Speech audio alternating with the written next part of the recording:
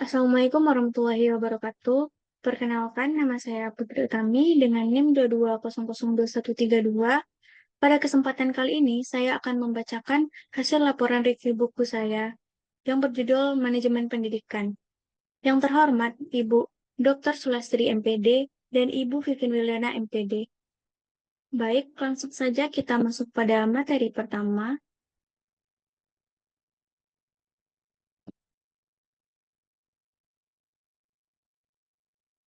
Materi pertama yaitu bab 1 yang berjudul Pengantar Manajemen Pendidikan oleh Maya Novitasari. Yang pertama, definisi manajemen. Menurut Armstrong, manajemen adalah proses membuat sesuatu terjadi. Dalam hal ini, misalnya seorang manajer menentukan tujuan, menentukan dan memperoleh sumber daya yang diperlukan untuk mencapai tujuan, mengalokasikan sumber daya tersebut untuk peluang dan kegiatan yang direncanakan, dan memastikan bahwa kegiatan berlangsung sesuai rencana untuk mencapai tujuan yang telah ditentukan. Manajemen dapat digambarkan sebagai penyelesaian sesuatu melalui orang-orang dengan menjalankan kepemimpinan. Terry dan Laste 2005 juga mendefinisikan manajemen sebagai suatu proses atau kerangka kerja yang melibatkan bimbingan suatu kelompok orang-orang ke arah tujuan organisasional atau maksud-maksud yang nyata. Selanjutnya kita masuk pada materi pengantar manajemen pendidikan oleh Maya Novitasari. Fungsi manajemen. Selain definisi dan pengertian yang berasal dari berbagai ahli, untuk menjadi landasan penelitian ini, selanjutnya model manajemen sendiri perlu dipahami fungsinya sebagai satu kesatuan yang utuh. Jika ditarik mundur ke belakang, tepatnya pada awal abad ke-20, seorang industrialis Prancis bernama Henry Fayol menyatakan bahwa manajemen memiliki 5 fungsi, yaitu perencanaan, pengorganisasian, komando atau memimpin, koordinasi, dan mengendalikan. Versi modifikasi dari daftar file ini nyatanya masih banyak digunakan. Edward 2018/45. Selanjutnya, level manajemen. Level manajemen mengacu pada garis demarkasi di antara karyawan dalam suatu organisasi, berdasarkan wewenang dan tanggung jawab yang dialokasikan kepada mereka. Level manajemen untuk memastikan adanya efektivitas dan efisiensi dalam pekerjaan yang dilakukan di organisasi. Ada banyak fungsi yang perlu ditangani secara bersamaan dalam sebuah organisasi, di mana satu orang tidak bisa menangani semuanya. Jadi, pekerjaan dibagi di antara karyawan sesuai dengan keterampilan, pengalaman, dan jabatan mereka di organisasi. Berkaitan dengan berbagai jenis dan konsep level manajemen di atas, dalam penelitian ini sendiri, peneliti hanya membagi 2 level, yaitu top manager dalam hal ini adalah kepala sekolah, dan first line manager yaitu guru mata kompetensi di kelas, sekalipun berbeda dengan teori mata kompetensi di kelas. Griffin menempatkan level middle manager berada di antara top dan first line manager. Peneliti menilai bahwa pada level tersebut seakan menjadi gap di mana top manager dan first time manajer dapat langsung saling terhubung satu sama lainnya. Selanjutnya itu manajemen pendidikan. 1. Definisi pendidikan. Sebelum memahami arti manajemen pendidikan, dapat dipahami dulu definisi pendidikan itu sendiri. Terkait dengan pendidikan, ada banyak definisi yang menjelaskan maksud dari pendidikan. Jika merujuk pada Undang-Undang Nomor 20 Tahun 2003 tentang Sisdiknas bahwa pendidikan adalah usaha sadar dan terencana untuk mewujudkan suasana belajar dan proses pembelajaran agar peserta didik secara aktif mengembangkan potensi dirinya untuk memiliki kekuatan spiritual, keagamaan, pengendalian diri, kepribadian, kecerdasan, akhlak mulia, serta keterampilan yang diperlukan bagi dirinya, masyarakat, bangsa, dan negara, menurut Undang-Undang RI Nomor 20 Tahun 2003 tentang Sistem Pendidikan Nasional. Selanjutnya, manajemen pendidikan. Das dan Nina 2008/3 memberikan definisi manajemen pendidikan sebagaimana berikut. Educational management means the wish of people and other resort to amplish the objective of the school. In school, the manager need to make proper use of human, material, and financial resort to company objective of the school. Dalam terjemahan bebas pendapat Das dan Nena di atas, dapat diartikan bahwa manajemen pendidikan berarti penggunaan orang dan sumber daya lainnya untuk mencapai tujuan di sekolah. Di sekolah, manajer perlu memanfaatkan sumber daya manusia, material, dan keuangan dengan tepat untuk mencapai tujuan sekolah. Pengertian ini memberikan kesan bahwa kemampuan dalam mengelola SDM dan perangkat yang terkait dimaksud untuk mencapai goals atau tujuan dari lembaga pendidikan adalah kuncinya. Jadi, manajemen pendidikan adalah sebagai upaya perencanaan, pengorganisasian, pengarahan, pengawasan, dan penilaian usaha-usaha dalam ruang lingkup pendidikan dengan bekerja sama antar pihak pendidikan agar bisa mencapai tujuan pendidikan. Selanjutnya, tujuan dari manajemen pendidikan. Menurut Griffin 2007/9 menjelaskan bahwa tujuan dari manajemen untuk mencapai sasaran goals secara efektif dan efisien. Efektif berarti bahwa tujuan dapat dicapai sesuai dengan perencanaan, sementara efisien berarti bahwa tugas yang ada dilaksanakan secara benar, terorganisasi, dan sesuai dengan jadwal. Pembahasan manajemen terkadang tidak bisa dipisahkan dengan penggunaan kata-kata efektif dan efisien. Berkenaan dengan hal tersebut, Witch dan Kohn dalam Jajan Mustad 2014/7 memberikan komentar, "Effectiveness is the achievement of objective, efficiency is achievement of the end with the less amount of result." Artinya, efektivitas adalah pencapaian tujuan, sedangkan efisiensi adalah pencapaian tujuan dengan jumlah sumber daya paling sedikit. Dalam manajemen pendidikan, keduanya juga merupakan bagian dari tujuan manajemen pendidikan secara eksploratif. Baiklah, selanjutnya kita masuk pada kesimpulan. Jadi, menurut pendapat saya, bab 1 dari buku manajemen pendidikan ini memberikan pemahaman yang penting tentang hakikat manajemen pendidikan. Manajemen pendidikan dijelaskan sebagai proses perencanaan, pengorganisasian, pengarahan, dan pengawasan dalam penyelenggaraan pendidikan agar mencapai tujuan secara efektif dan efisien. Saya melihat bahwa manajemen pendidikan bukan hanya soal mengatur sumber daya, tetapi juga menciptakan iklim yang kondusif bagi pembelajaran yang berkualitas.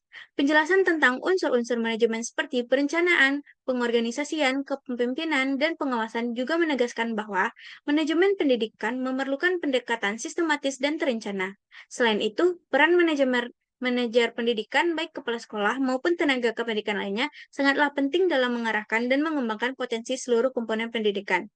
Secara keseluruhannya, saya menyimpulkan bahwa pemahaman terhadap konsep dasar manajemen pendidikan adalah landasan yang sangat penting bagi siapapun yang ingin berkontribusi secara optimal dalam dunia pendidikan, baik sebagai pengelola, guru, maupun pembuat kebijakan. Selanjutnya kita masuk pada bab 2.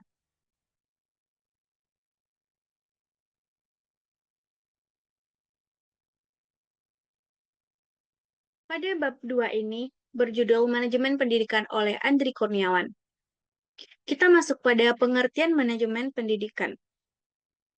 Manajemen pendidikan adalah sekumpulan kegiatan atau rangkaian kegiatan yang berupa proses manajemen usaha bersama di mana sekelompok orang yang tergabung dalam suatu organisasi berpendidikan mencapai tujuan pendidikan yang telah ditetapkan sebelumnya. Dapat disimpulkan bahwa kegiatan penggunaan sumber daya yang ada dan penggunaan kemampuan manajemen fungsional untuk mencapai tujuan secara efektif dan efisien dapat disimpulkan bahwa manajemen pendidikan adalah kegiatan mengelola suatu program dan menyusunnya sehingga mencapai tujuannya. Dalam konteks pendidikan, masih terdapat kontroversi dan ketidaksepakatan tentang penggunaan istilah manajemen. Di satu sisi, istilah manajemen pendidikan sudah tidak asing lagi karena sebagian orang masih cenderung menggunakan istilah manajemen. Di sisi lain, dikenal dengan istilah administrasi pendidikan, juga digunakan oleh beberapa orang, bahkan ada yang mengartikan manajemen sebagai manajemen adalah inti dari manajemen. Kedua jenis manajemen ini lebih komprehensif daripada manajemen. Yang ketiga menganggap bahwa manajemen identik dengan manajemen. Dengan modul ini, manajemen setara dengan mengelola atau kedua istilah tersebut digunakan secara bergantian. Lanjut bab 2, tujuan dan manfaat manajemen pendidikan.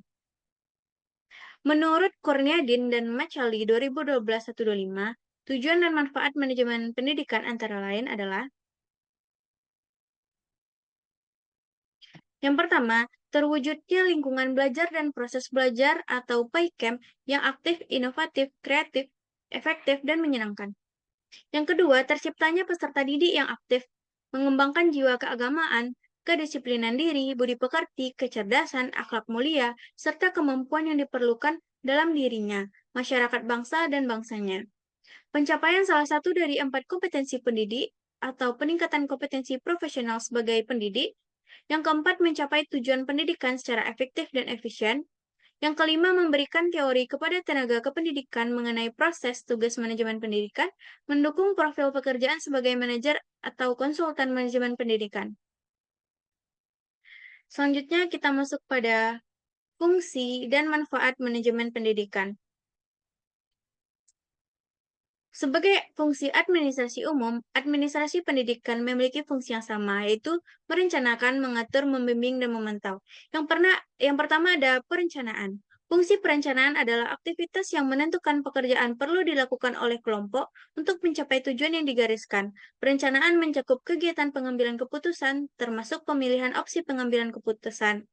Rencana pendidikan adalah proses berpikir sistematis dan analisis rasional. Apa yang sedang dilakukan, bagaimana hal itu dilakukan, siapa yang melakukannya, mengapa hal itu dilakukan, dan kapan kegiatan itu dilakukan. Yang kedua, pengorganisasian. Pengorganisasian adalah proses membagi pekerjaan menjadi tugas-tugas yang lebih kecil, memberikan tugas kepada orang-orang yang sesuai dengan kemampuannya, dan mengalokasikan serta mengordinasikan sumber daya agar lebih efektif dalam mencapai tujuan organisasi. Yang ketiga, pengarahan. Tujuan pengarahan adalah memimpin bawahan agar menjadi pegawai atau karyawan yang memiliki pengetahuan dan keahlian yang memadai serta dapat bekerja secara efektif guna mencapai tujuan yang telah ditetapkan oleh organisasi. Pada dasarnya, motivasi, komunikasi, dinamika kelompok, dan kepemimpinan, dan lain-lainnya. Yang keempat ada pengawasan. Pengawasan diperlukan untuk melihat dan mengevaluasi seberapa baik hasil yang telah dicapai. Istilah pengawasan juga dapat diartikan atau disamakan dengan pengendalian yang diperlukan untuk menjamin agar suatu kegiatan atau kegiatan berjalan sesuai dengan rencana. Secara umum, proses pemantauan pengendalian terdiri dari 3 fase, yaitu penetapan standar, pengukuran kinerja, dan menentukan gap atau perbedaan antara standar dan implementasi perencana. Selanjutnya kita masuk pada faktor-faktor manajemen pendidikan. Terdapat 4 faktor-faktor manajemen pendidikan. Yang pertama, pendidikan sumber daya manusia adalah seluruh manusia atau people yang terlibat dalam kegiatan pendidikan dan yang mempengaruhi kegiatan manajemen dalam organisasi. Tenaga kependidikan biasanya terdiri dari kepala sekolah, guru, pendidik, siswa, tenaga administrasi, dan lainnya. Yang kedua, pendanaan pendidikan. Pendanaan pendidikan adalah kapasitas internal sistem pendidikan untuk mengelola pendanaan pendidikan secara efisien. Yang ketiga, sarana dan prasarana. Pasal 1 ayat 23 Undang-Undang Sisdiknas menyebutkan bahwa sumber daya pendidikan adalah segala sesuatu yang digunakan dalam penyelenggaraan pendidikan, meliputi tenagaan kependidikan, masyarakat, dana, dan prasarana pendidikan. Lembaga pendidikan adalah sarana fisik yang menunjang kegiatan pendidikan. Yang terakhir ada teknologi informasi. Munculnya masyarakat ilmiah juga disebabkan oleh revolusi teknologi informasi, karena perkembangan teknologi di bidang informasi memberikan peluang untuk memanfaatkan inovasi teknologi informasi secara maksimal. Selanjutnya, prinsip manajemen pendidikan. Menurut Douglas 1963, 13-17 merumuskan prinsip-prinsip manajemen pendidikan sebagai berikut. Yang pertama, mengutamakan tujuan di atas kepentingan pribadi dan kepentingan mekanik juga. Yang kedua, keselarasan wewenang dan tanggung jawab. Yang ketiga, mendelegasikan tanggung jawab kepada staf sekolah. Yang keempat, harus sesuai dengan sifat dan keterampilan. Yang kelima, mengenal secara baik-baik faktor-faktor psikologi manusia. Selanjutnya, manajemen tenaga kependidikan. Manajemen tenaga kependidikan adalah kegiatan yang menyangkut penetapan norma, standar, prosedur, pengangkatan pembinaan, pengurusan tunjangan, dan pemberhentian tenaga kependidikan sekolah dalam rangka menunaikan tugas dan fungsinya dalam mencapai tujuan sekolah. Manajemen staf pendidikan atau manajemen staf kependidikan adalah tentang penggunaan staf pengajar secara efektif dan efisien untuk mencapai hasil yang optimal, tapi masih dalam kondisi yang baik. Jadi, dapat saya simpulkan dari bab 2 ini. Menurut pendapat saya, bab 2 menjelaskan bahwa Manajemen pendidikan adalah proses mengelola seluruh sumber daya manusia seperti tenaga pendidik, dana, sarana, dan teknologi secara sistematis terarah untuk mencapai tujuan pendidikan yang efisien. Dari berbagai pendapat ahli yang dikutip, saya menyimpulkan bahwa manajemen pendidikan bukan hanya tentang mengatur, tetapi juga membina, mengawasi, dan menciptakan lingkungan pendidikan yang optimal. Saya juga melihat bahwa tujuan utama manajemen pendidikan adalah menciptakan proses belajar yang aktif, inovatif, dan menyenangkan serta mendorong peserta didik untuk berkembang secara menyeluruh. Fungsi-fungsi seperti perencanaan, pengorganisasian, pengarahan, dan pengawasan adalah komponen penting yang harus diterapkan dengan tepat. Selain itu, saya juga menyadari pentingnya faktor-faktor pendukung seperti kualitas sumber daya manusia, pendanaan yang cukup, sarana prasarana yang memadai, dan pemanfaatan teknologi informasi. Prinsip-prinsip manajemen pendidikan seperti delegasi wewenang, keadilan, serta pemahaman psikologis peserta didik juga membantu untuk menciptakan sistem kependidikan yang efektif dan manusiawi. Dengan demikian, menurut saya, bab 2 ini memperkuat pemahaman bahwa pengelolaan pendidikan harus dilakukan secara profesional dan strategis agar mampu menghasilkan generasi yang cerdas, berkarakter, dan siap menghadapi tantangan zaman.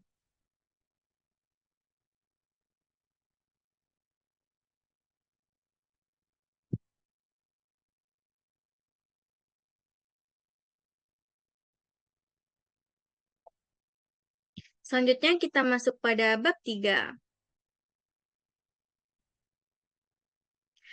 yang berjudul Manajemen Tenaga Kependidikan oleh Ayesha Dara Fayola.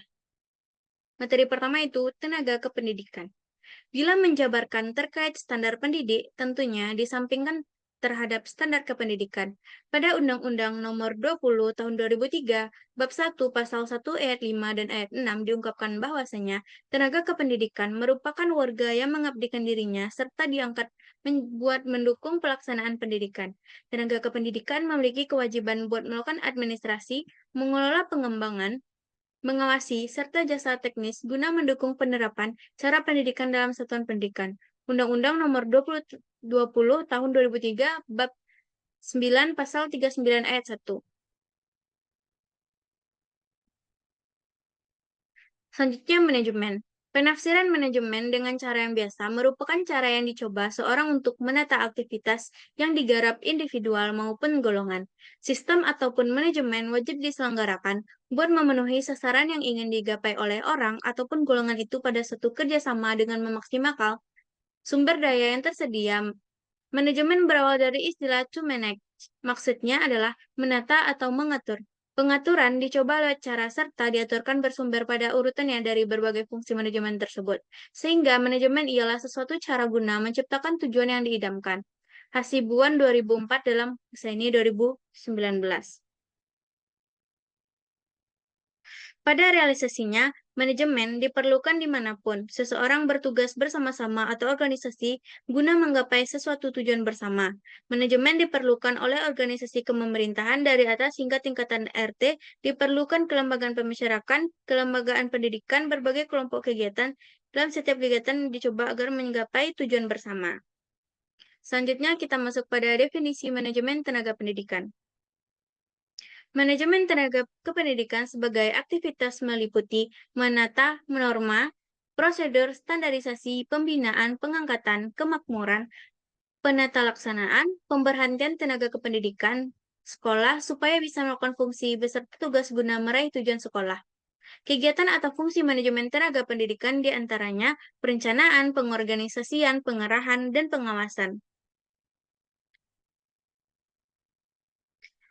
Di tingkat nasional, manajemen pendidikan ialah tahap berarti untuk menciptakan SPN yang efisien serta berdaya guna. Berbagai tenaga profesional dalam dunia pendidikan cuma akan didapat bila sistem pendidikannya sudah mempunyai metode yang sempurna dalam melaksanakan logistik, pemprofesian, pengutusan perawatan, pembinaan, serta pemberhentian ataupun pengutusan kegiatan yang sesuai. Selanjutnya, fungsi manajemen sumber daya manusia. Yang pertama ada perencanaan. Fungsi manajemen pemrograman di sekolah merupakan membuat organisasi, advis, logistik, pengembangan ganti rugi, pengintegrasian, perawatan, ketertiban, serta pemberhentian program tenaga kependidikan di sekolah yang baik akan menolong terrealisasikan tujuan pendidikan.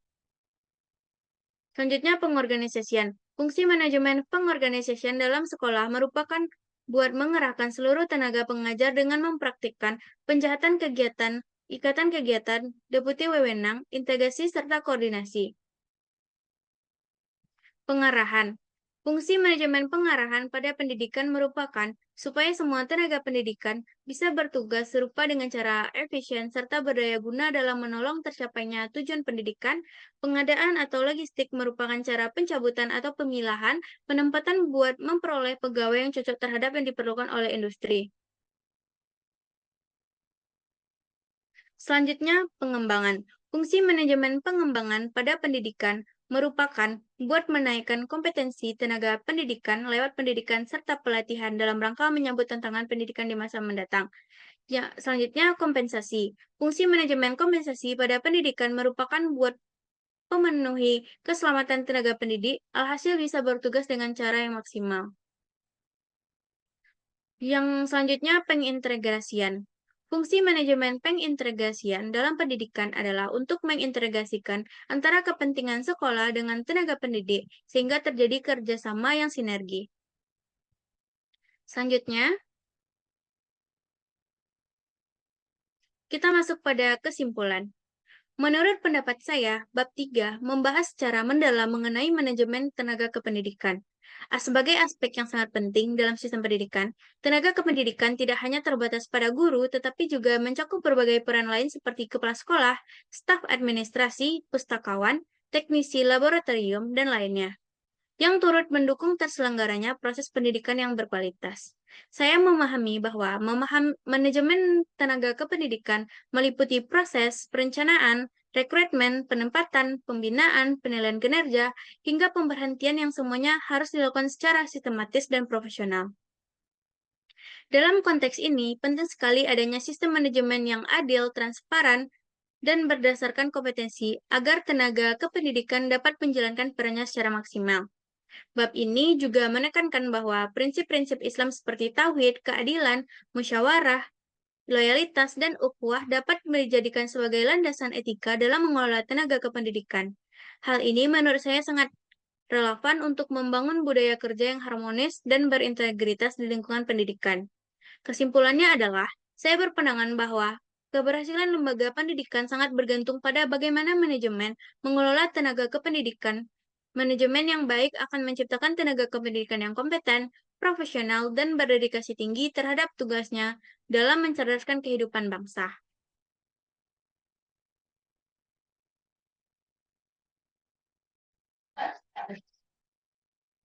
Selanjutnya kita masuk pada bab 4, yaitu manajemen kurikulum oleh Imam Nawawi. Besok, Nggak bisa. kau masuk sih kosong. Selanjutnya kita masuk pada bab 4, yaitu manajemen kurikulum oleh Imam Nawawi. Yang pertama, konsep dasar manajemen kurikulum. 1. Pengertian manajemen kurikulum. Manajemen kurikulum adalah suatu sistem pengelolaan kurikulum yang kooperatif, komprehensif, sistematik dalam mewujudkan capaian tujuan kurikulum. Dalam pelaksanaannya, manajemen berbasis sekolah atau MBS dan kurikulum tingkat satuan kependidikan KTSP.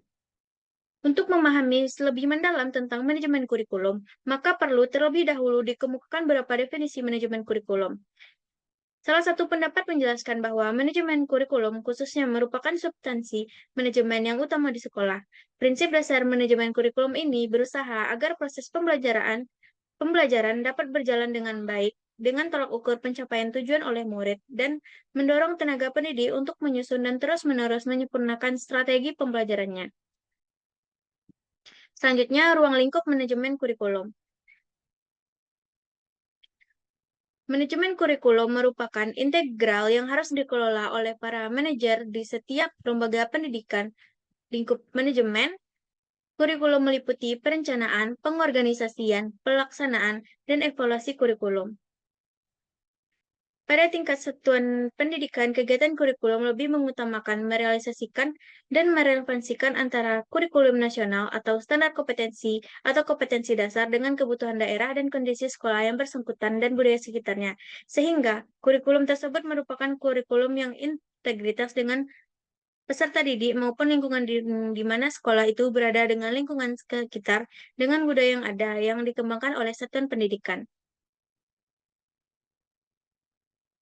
Selanjutnya, prinsip dan fungsi manajemen kurikulum.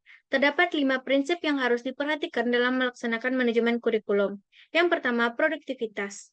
Produktivitas adalah hasil yang akan diperoleh dalam kegiatan kurikulum, merupakan aspek yang harus dipertimbangkan dalam manajemen kurikulum. Pertimbangkan bagaimana agar peserta didik dapat mencapai hasil belajar yang sesuai dengan tujuan kurikulum. Yang kedua, demokratisasi. Pelaksanaan manajemen kurikulum harus berasaskan demokrasi yang menempatkan pengelola, pelaksana, dan subjek didik pada posisi yang seharusnya dalam melaksanakan tugas dengan penuh tanggung jawab untuk mencapai tujuan kurikulum. Yang ketiga, kooperatif. Untuk memperoleh hasil yang diharapkan dalam kegiatan manajemen kurikulum, perlu adanya kerjasama yang positif dari berbagai pihak yang terlibat. Yang keempat, efektivitas dan efisiensi.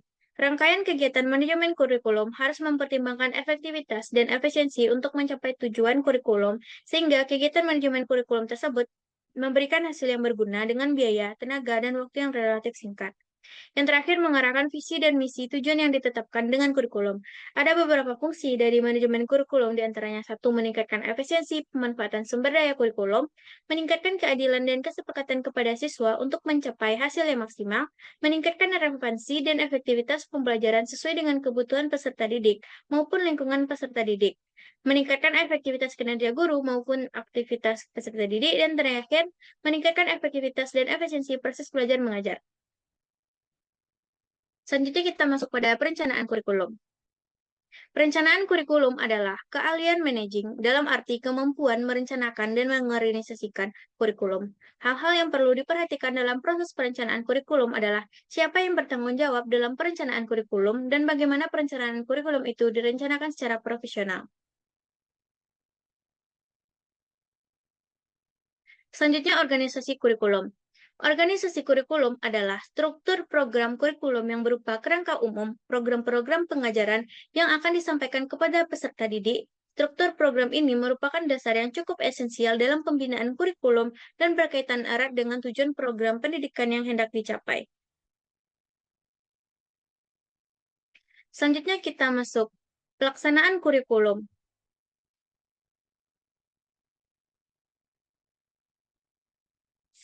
Yang pertama adalah kegiatan yang berhubungan dengan tugas kepala sekolah.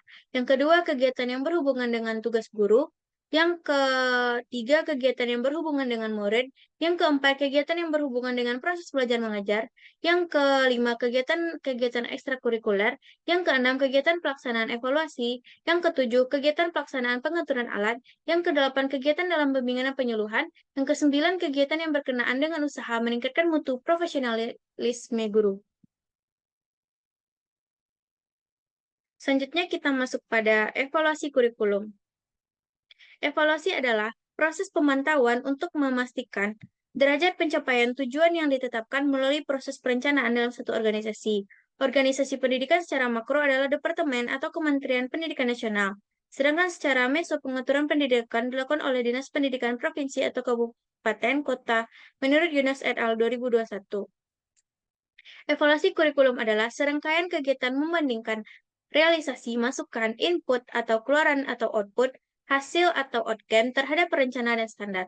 Masukan adalah segala sesuatu sumber atau daya yang diperlukan dalam sistem pendidikan dalam mencapai hasil-hasil pendidikan. Evaluasi dilaksanakan terhadap pelaksanaan rencana untuk menilai keberhasilan pelaksanaan dari suatu program atau kegiatan berdasarkan indikator dan sasaran kinerja yang tercantum dalam program kegiatan. Selanjutnya kita masuk pada pengembangan kurikulum. Pengembangan kurikulum harus dilandasi oleh manajemen berdasarkan pertimbangan-pertimbangan multidimensional, yaitu manajemen sebagai suatu disiplin ilmu. Sangat erat kaitannya dengan disiplin ilmu-ilmu lainnya, seperti filsafat, psikologi, sosial budaya, sosiologi, teknologi, bahkan ilmu manajemen yang mendapat kontribusi dari ilmu-ilmu lainnya. Yang kedua, para pengembang kurikulum mengikuti pola dan alur pikir yang sinkron dengan pola dan struktur berpikir dalam manajemen. Proses pengembangan tersebut sejalan dengan proses manajemen, yakni kegiatan pengembangan dimulai dari perencanaan, pengorganisasian, implementasi, dan kontrol serta perbaikan. Selanjutnya, implementasi kurikulum sebagai bahan integral dalam mengembangkan kurikulum yang membutuhkan konsep-konsep, prinsip, dan prosedur serta pendekatan dalam manajemen. Yang keempat, pengembangan kurikulum tidak lepas bahkan erat kaitannya dengan kebijakan di bidang pendidikan yang bersumber dari kebijakan pembangunan nasional, kebijakan daerah, serta kebijakan sektoral. Yang kelima, kebutuhan manajemen di sektor bisnis dan industri. Misalnya kebutuhan tenaga terampil yang mampu meningkatkan produktivitas perusahaan, kebutuhan demokratisasi produktivitas perusahaan, kebutuhan demokratisasi di lingkungan semua bentuk dan jenis organisasi. Yang keenam, dalam kebutuhan pada saat ini, satuan pendidikan dituntut untuk bisa mengikuti perkembangan zaman dari semua sektor-sektor yang lebih kemajuan teknologi yang sangat pesat dan tidak bisa kita pungkiri. Perlu kita ketahui bahwa manajemen kurikulum merupakan perangkat pembelajaran dan program pendidikan yang diberikan oleh pemerintah dan satuan lembaga pendidikan yang berisi rancangan dan pelajaran. Jadi kesimpulannya pada bab 4 ini, menurut saya, membahas tentang manajemen kurikulum sebagai inti dari penyelenggaraan pendidikan yang efektif. Saya memahami bahwa kurikulum bukan hanya sekedar dokumentasi pembelajaran, tetapi merupakan sistem yang harus dirancang, diorganisasi, dilaksanakan, dan dievaluasi secara berkelanjutan. Manajemen kurikulum bertujuan untuk memastikan bahwa proses pembelajaran sesuai dengan kebutuhan peserta didik, tuntutan zaman, dan tujuan pendidikan nasional. Dalam bab ini dijelaskan ruang lingkup manajemen kurikulum mencakup perencanaan, organisasi, menjadi siklus yang harus dikelola menjadi terpadu agar proses pendidikan berjalan secara dinamis dan tidak kaku. Saya juga setuju bahwa fungsi utama dari manajemen kurikulum adalah menjaga relevansi dan kualitas isi pembelajaran, serta menyesuaikan dengan perkembangan ilmu, pengetahuan teknologi, dan kebutuhan masyarakat. Oleh karena itu, saya menyimpulkan bahwa manajemen kurikulum adalah fondasi yang penting bagi kesuksesan pendidikan. Tanpa manajemen kurikulum yang terencana terukur, pendidikan sulit untuk tercapai secara maksimal.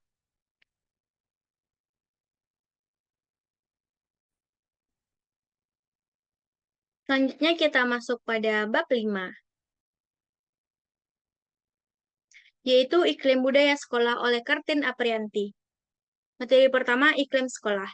Secara konseptual, iklim atau suasana lingkungan sekolah diartikan sebagai seperangkat karakteristik yang memberikan warna atau karakter, emosi, semangat, dan lingkungan internal masing-masing sekolah, menurut Mundar 2007.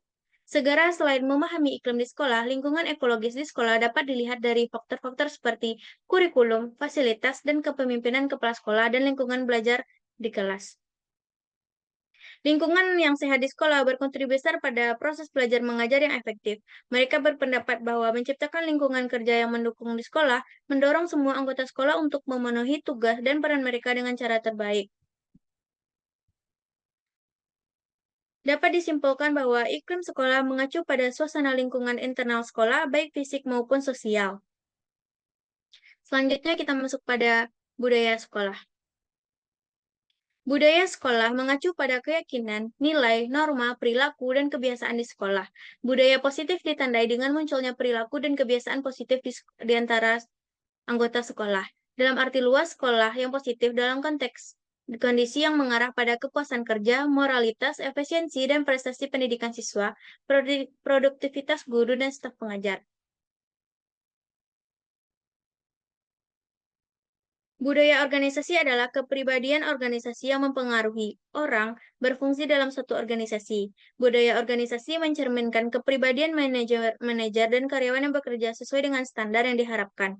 Budaya organisasi akan mempengaruhi sikap dan perasaan anggota organisasi secara keseluruhan. Dengan demikian, kualitas lingkungan internal organisasi yang dialami oleh anggota mempengaruhi perilaku anggota dan dapat dijelaskan dalam hal-hal spesifik organisasi. Selanjutnya, manfaat iklim budaya sekolah yang kondusif. Manfaat mengembangkan budaya dan iklim yang kuat, intim, merangsang, dan bertanggung jawab adalah pastikan kualitas kerja yang lebih baik, buka semua jaringan komunikasi dari semua jenis dan tingkatan, komunikasi vertikal dan horizontal, lebih terbuka dan transparan, ciptakan Persatuan dan rasa memiliki yang tinggi memperkuat solidaritas dengan perasaan kekeluargaan. Jika Anda menemukan bug, itu dapat segera diperbaiki. Kemampuan beradaptasi dengan baik terhadap perkembangan ilmu pengetahuan dan teknologi. Manfaat ini tidak hanya dapat dirasakan di lingkungan sekolah, tetapi di mana-mana, karena dibentuk oleh norma-norma pribadi dan bukan oleh aturan ketat dengan berbagai hukuman jika terjadi pelanggaran. Selanjutnya kita masuk pada langkah-langkah membangun iklim dan budaya sekolah yang positif. Semua anggota sekolah harus dilibatkan dalam menciptakan budaya dan lingkungan yang positif. Perkembangan budaya sekolah mengacu pada sistem nilai, keyakinan, norma yang diterima bersama dan diimplementasikan dengan kesadaran penuh akan perilaku alami yang dibentuk oleh lingkungan yang mengarah pada pemahaman antara semua elemen pemangku kepentingan. Langkah-langkah untuk menciptakan budaya yang menguntungkan meliputi menganalisis lingkungan eksternal dan internal, merumuskan strategi, menerapkan strategi dan pemantauan evaluasi menurut Narko 2014. Lingkungan eksternal dan internal dianalisis untuk memahami tingkat budaya, iklim, dan kemungkinan perkembangan teknologi informasi di dalam dan sekitar sekolah, yang sangat berguna bagi sekolah. Kita dapat menggunakan analisis kekuatan dan kelemahan, peluang, dan ancaman atau yang dikenal sebagai SWOT. Selain itu, strategi yang tertanam dalam visi dan misi tujuan sekolah dirumuskan. Visi, misi, dan tujuan ini harus dipahami oleh semua anggota sekolah dan pemangku kepentingan sekolah. Pemahaman yang berbeda meningkatkan tingkat keyakinan, norma, dan nilai yang diakui oleh anggota sekolah yang mengarah pada kebiasaan perilaku yang berbeda. Selanjutnya, contoh iklim budaya yang kondusif. Contoh lingkungan sekolah yang mendukung antara lain sebagai berikut. Kepala sekolah, guru, dan siswa merasa aman karena ada aturan yang jelas. Kepala sekolah, guru, dan siswa merasa aman karena keamanan fisik terjamin. Guru mengajar dengan baik sehingga siswa merasa lega dengan guru. Contoh budaya sekolah yang ramah adalah guru menghargai kinerja siswa serta pekerjaan guru dan staf administrasi. Yang kedua, perilaku guru dapat menjadi contoh bagi siswa. Yang ketiga, kesalahan siswa tidak dilihat sebagai kegagalan tetapi sebagai kesempatan untuk meningkatkan pembelajaran. Selanjutnya kita masuk pada kesimpulan pada bab 5 ini. Menurut pendapat saya, bab 5 menjelaskan bahwa iklim dan budaya sekolah merupakan elemen penting dalam mendukung terciptanya proses pembelajaran yang efektif dan menyenangkan. Iklim positif mencerminkan suasana umum dalam lingkungan pendidikan, sedangkan budaya sekolah menggambarkan nilai-nilai, kebiasaan, dan norma yang dijunjung oleh seluruh warga sekolah. Saya melihat bahwa iklim dan budaya sekolah yang positif mampu meningkatkan semangat belajar siswa, membentuk karakter, dan memperkuat hubungan antara guru, siswa, dan seluruh warga sekolah. Lingkungan yang aman dan tertib dan suportif juga sangat berpengaruh terhadap peningkatan mutu pendidikan. Bab ini juga menyampaikan bahwa membangun iklim dan budaya sekolah yang baik tidak bisa dilakukan secara instan, tetapi melalui upaya bersama, keteladanan pimpinan, konsistensi nilai, dan kebijakan yang mendukung. Menurut saya, pembiasaan perilaku positif, penghargaan terhadap prestasi, serta komunikasi yang terbuka adalah cara-cara yang efektif untuk mewujudkannya. Kesimpulannya, saya percaya bahwa manajemen iklim dan budaya sekolah merupakan investasi jangka panjang yang sangat menentukan keberhasilan pendidikan. Sekolah yang berhasil menumbuhkan iklim dan positif akan menghasilkan lulusan yang tidak hanya cerdas secara akademik, tetapi berkarakter kuat.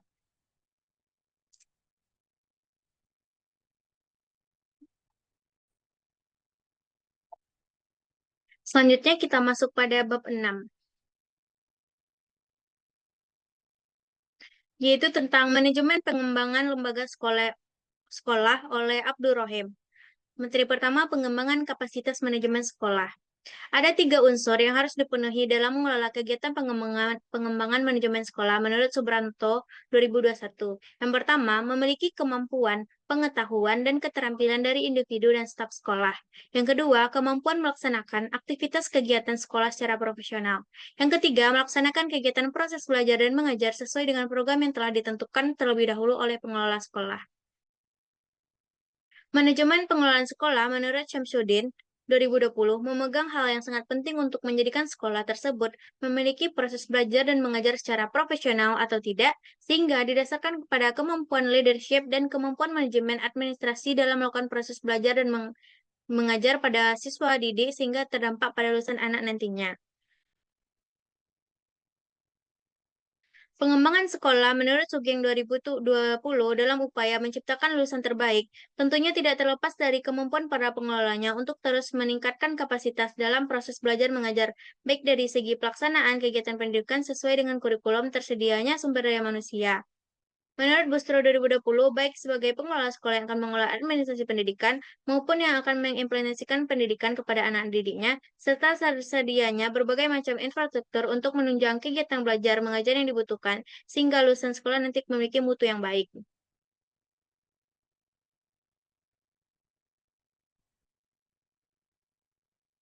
Selanjutnya, penyediaan infrastruktur teknologi informasi di lingkungan sekolah. Teknologi informasi yang dibutuhkan penggunaannya dalam pengelolaan sekolah, menurut Perwanto 2015 diarahkan untuk keperluan satu pengelolaan data serta surat menyurat dan administrasi. Dua, menciptakan smart school guna menciptakan lingkungan sekolah yang mampu mengimbangi perubahan yang terjadi di masyarakat. Yang ketiga, memahami secara keseluruhan bahwa kemajuan yang terjadi tidak bisa diikuti hanya dengan teori dan metode, namun harus diikuti dengan realisasi atau pengaman atas berbagai kejadian atau peristiwa yang terjadi. Pengembangan teknologi informasi Abdurrahim 2021 untuk pengelolaan data dan administrasi sangatlah urgent bagi kehidupan sekolah untuk masa depan.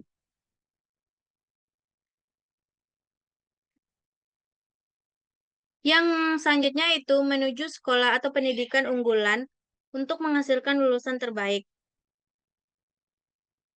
Setiap orang tua akan mencarikan sekolah untuk anak-anaknya kepada sekolah yang memiliki reputasi keunggulan di semua lini, baik dari kualitas administrasi dan lingkungan sekolah, yang mampu menciptakan suasana menimbulkan anak didik bersemangat dalam menerima pembelajaran.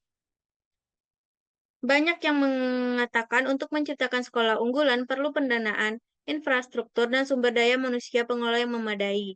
Sebab tidaklah mungkin sekolah unggulan dibangun melalui mimpi, tentunya harus realitas dan terjangkau bagi sekolah-sekolah yang menginginkannya. Membangun sekolah unggulan menurut Rahmawati dan Sobri 2019 tentunya dimulai dari para pengelolanya yang mampu mengelola sekolahan. Tersebut di sini diperlukan pemimpin yang sekolah yang memiliki visi guna menciptakan menjadi sekolah unggulan tanpa adanya kemampuan pemimpin sekolah yang tidak handal. Tidaklah tercipta sekolah yang diinginkan. Selain memiliki pemimpin yang kompeten juga didukung oleh staf lainnya yang mampu mengimbangi strategi dan kebijakan yang diterapkan. Sebab sehebat apapun dalam menerapkan strategi dan kebijakan tanpa mampu diikuti oleh para staf, maka akan sia-sia.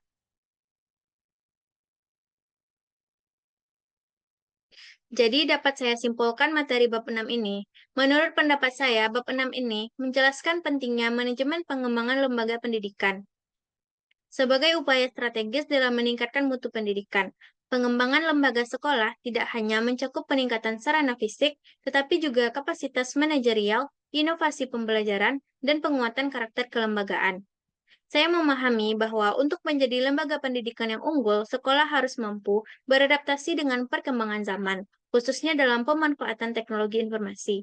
Dalam era digital ini, menurut saya pengelolaan berbasis teknologi sangatlah penting untuk menunjang sistem informasi, administrasi, dan pembelajaran yang lebih efektif dan efisien. Bab ini juga menekankan bahwa visi dan misi sekolah harus dijadikan dasar dalam merancang program pengembangan. Selain itu, peran kepala sekolah sebagai pemimpin transformasional sangat menentukan keberhasilan pengembangan lembaga secara menyeluruh. Kesimpulannya, saya menyimpulkan bahwa pengembangan lembaga sekolah bukan sekadar program jangka pendek, tetapi sebuah proses berkelanjutan yang menuntut komitmen dan profesionalisme, serta kerjasama semua pihak di lingkungan sekolah. Jika dilakukan dengan baik, maka sekolah dapat melahirkan lulusan yang berkualitas dan siap bersaing di tingkat nasional maupun global.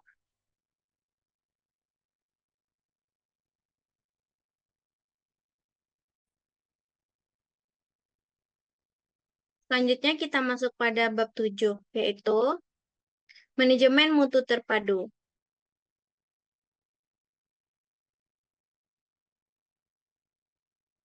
Konsep kualitas. Kita semua tahu bagaimana kualitas ketika kita mengalaminya, tetapi menggambarkan dan menjelaskannya adalah tugas yang lebih sulit.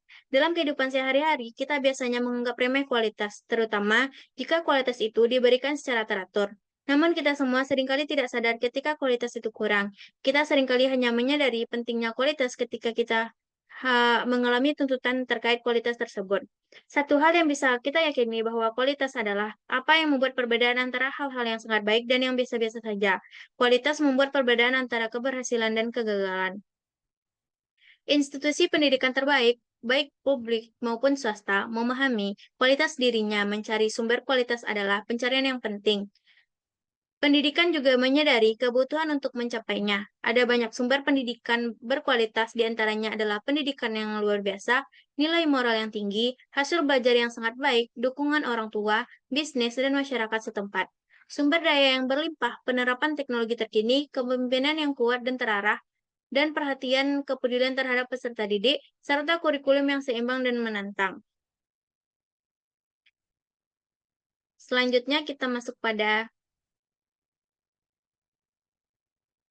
konsep manajemen mutu terpadu. Sebuah lembaga pendidikan sendiri pasti mempunyai tujuan dengan luaran yang berkualitas dan berdaya saing tinggi. Proses ini tentang melakukan sesuatu dengan benar sejak awal dan setiap saat, daripada sesekali memeriksa apakah terjadi kesalahan dalam sistem pendidikan yang dijalankan.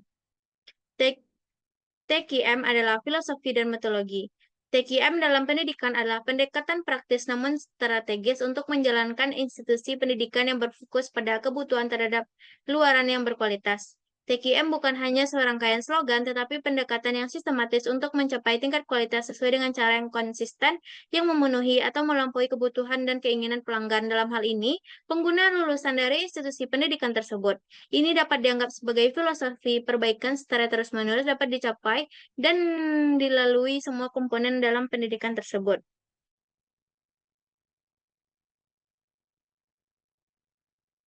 Ini dianggap sebagai filosofi perbaikan terus-menerus yang hanya dapat dicapai melalui semua komponen pendidikan. Sebagai sebuah pendekatan, TQM mewakili pergeseran permanen dalam fokus institusi pendidikan dari kemanfaatan jangka pendek ke peningkatan kualitas jangka panjang.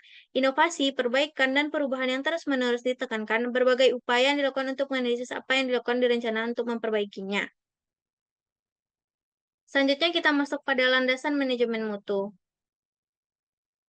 Tugas vital bagi manajemen maupun adalah menguraikan sasaran mutu, kebijakan mutu, dan rencana mutu sesuai dengan empati sisi piramida TQM.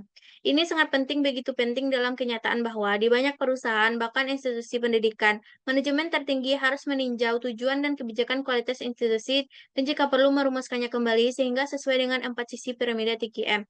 Sama pentingnya, tujuan kebijakan ini harus jelas dan bermakna bagi semua yang terkait dalam institusi pendidikan.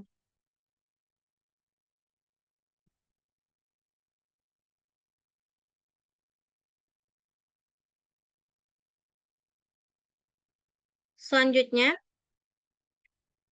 kita masuk pada standar mutu pendidikan.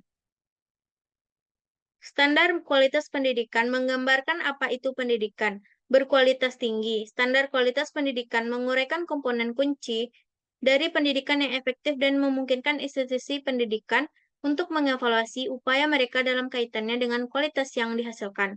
Instrumen dalam evaluasi mutu pendidikan menyediakan sarana bagi pendidik, administrator, dan anggota masyarakat untuk merefleksikan praktis saat ini, mengidentifikasi tujuan jangka pendek dan jangka panjang, mengembangkan dan meningkatkan rencana strategis.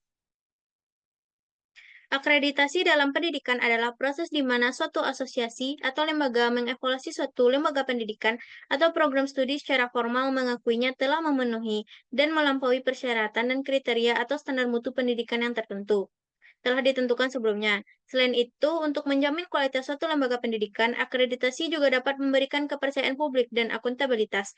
Akreditasi juga berkontribusi pada kesatuan profesi dengan mempertemukan praktisi, pendidik, dan peserta didik dalam satu kegiatan yang diarahkan untuk meningkatkan praktik yang profesional. Penjaminan mutu dan dokumen kebijakan serta implementasi proses pendidikan perlu dilakukan untuk menjamin kualitas akademik yang dapat dibuktikan.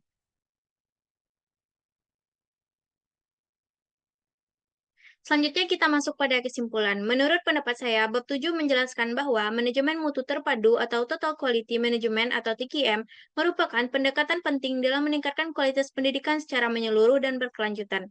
Konsep ini menekankan pada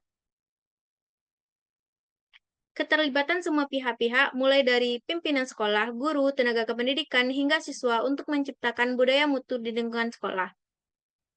Saya memahami bahwa mutu pendidikan tidak hanya diukur dari hasil akademik, tetapi juga dari proses pelayanan kepuasan semua pemangku kepentingan. Oleh karena itu, penerapan prinsip-prinsip TQM seperti fokus pada pelanggan atau siswa dan orang tua, perbaikan berkelanjutan, kerjasama tim, dan kepemimpinan yang kuat sangatlah penting. Bab ini juga menunjukkan bahwa penerapan manajemen mutu terpadu harus menjadi bagian dari sistem manajemen sekolah, bukan hanya program tambahan. Dalam pandangan saya, ini menunjukkan bahwa peningkatan mutu pendidikan harus menjadi budaya kerja yang melekat dalam setiap aktivitas. Kesimpulannya, saya berpendapat bahwa manajemen mutu terpadu adalah kunci bagi sekolah untuk mencapai keunggulan kompetitif di tengah tantangan global. Jika diterapkan secara konsisten, pendekatan ini mampu menciptakan lembaga pendidikan yang tidak hanya bermutu tinggi, tetapi juga dipercaya oleh masyarakat.